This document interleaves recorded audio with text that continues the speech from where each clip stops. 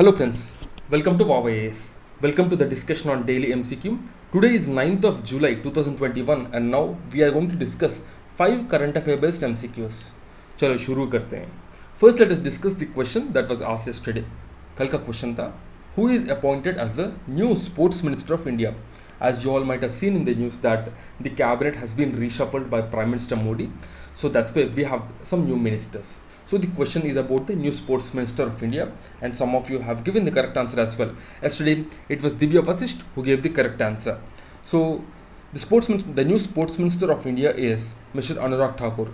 He is now appointed as the sports minister. Earlier it was Kiran Rijiju, now it is Anurag Thakur. Anurag Thakur is also the INB minister along with the sports ministry. He will be handling the information broadcasting ministry as well, right? So this is all the information we need to know. Now let's move on. Guys, daily we are uploading 5 high quality current affair based MCQs. So in total every month you will be getting approximately 130 high quality current affair based MCQs, and this will directly help in your exam. So do join our Telegram channel to get more such awesome content. Now let's begin the discussion. First question. The proposed Lemru Elephant Reserve, sometimes mentioned in the media, is located in which state? A. Karnataka, B. Chhattisgarh, C. Assam, and D. Manipur. So you have to choose the correct answer, and the correct answer is B. Chhattisgarh. So the Lemru Elephant Reserve is located in Chhattisgarh, and recently there was news that this Lemru Elephant Reserve will be expanded. So that's why this was in news. But yesterday we have seen in the news that the proposed Lemru Elephant Reserve expansion is being opposed by some people in few quarters, like a legislator from the Chhattisgarh government itself.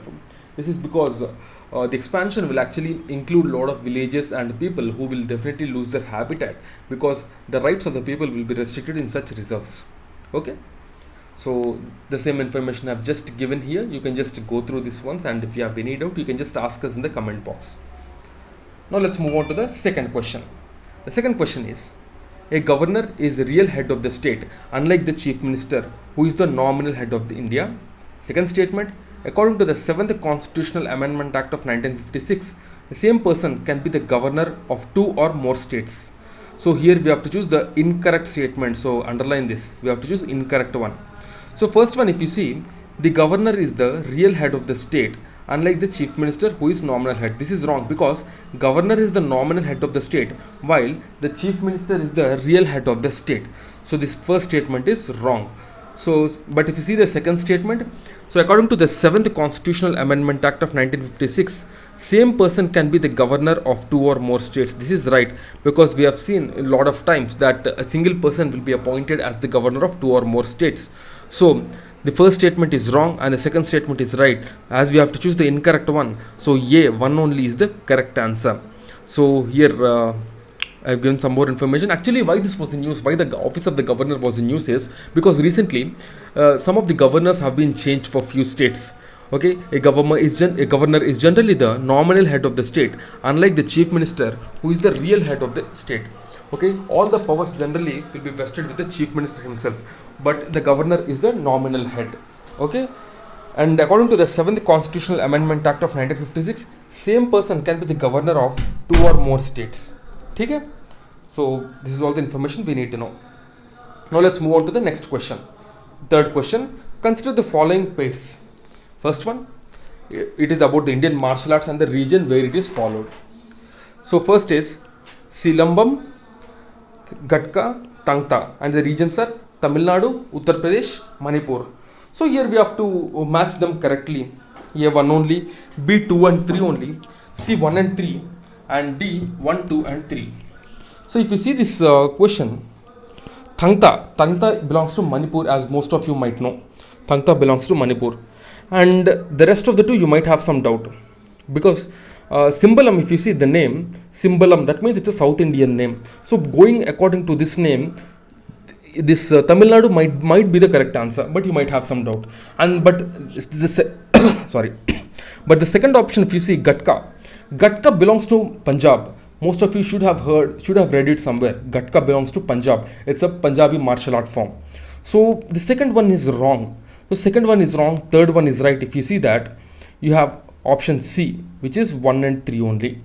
So like this, you can use this elimination technique also to get some answers, because 3 should be right and 2 should be wrong.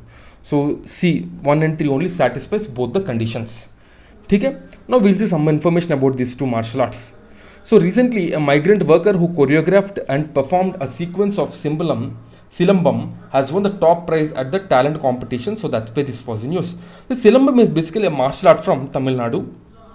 Okay, it's a weapon based type. So in this, a weapon is used, and it's majorly sorry, excuse me. So this Silambam, if you see, it's a foot movement. That means the people who perform this Silambam uses their foot, and the movements of animals like snake, tiger, elephant and eagle are also used.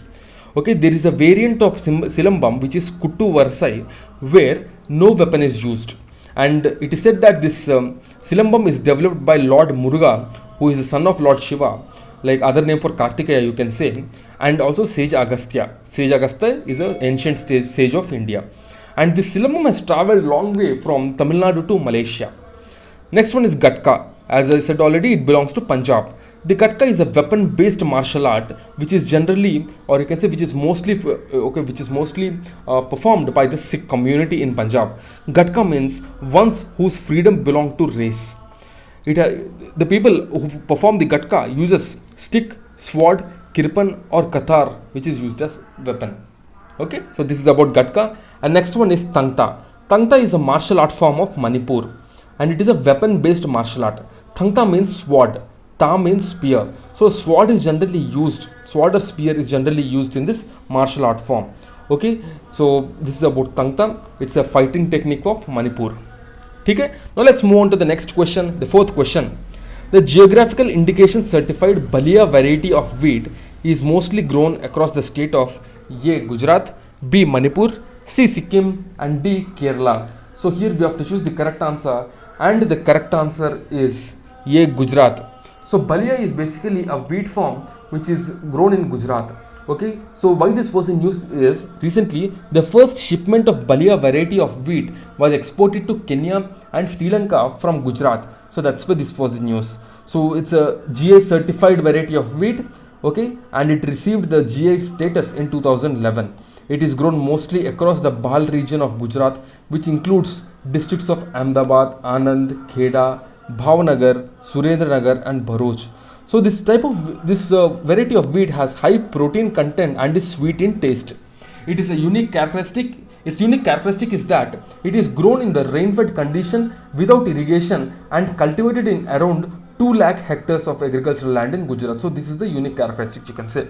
Okay, because so without irrigation, if it can grow, that means it's a very good type of crop, because in that region, if you see, there is a lack of water, there is water deficit.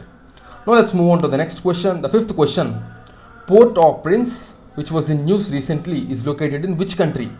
A. Afghanistan, B. Syria, C. Haiti and D. Sri Lanka. So we have to choose the correct answer, and the correct answer is C. Haiti. So Port-au-Prince is the capital of Haiti. So recently we have seen that the president of Haiti was murdered or was assassinated by some local people. Okay, so that's why this was news. So there was a violence protest that were happening in Haiti, and the president of Haiti was murdered. Okay, so this Haiti, if you see, it's a country located on the island of Hispaniola in the Greater Antilles Archipelago of Caribbean Sea. It lies to the east of Cuba and Jamaica and south of the Bahamas and Turks and the Coco Island. It occupies western 3/8 of the Hispaniola Island. Okay, sorry, it's Hispaniola Island, which it shares with the Dominican Republic. Okay, so this Haiti Island was originally inhabited by some indigenous people called Taino. And if you see the currency of Haiti, it is Haitian God. I'll write here Haitian God. Okay, so this is all the information we need to know about Haiti. Now let's look at the question of the day. Question of the day is, Western Ghats Ecological Expert Panel is also known as A. Kothari Commission, B. N.K. Singh Commission, C. Gadgil Commission and D. Ribeiro Commission. So you have to give the correct answer in the comment box. Tomorrow we are going to discuss this question. This is a very important question. Okay, so tomorrow we will be discussing this. And guys, so today is the last day for getting discount on the Vision PT365 and Vision Prelims Test Series summaries. Do visit our Telegram channel to get more information. So so the original rates of 2000, it will be effective from tomorrow. So do check that in our Telegram channel. Okay? So that's it guys for the day. I'll see you again tomorrow with 5 more MCQs. Till then, keep studying and stay tuned. Jai Hind.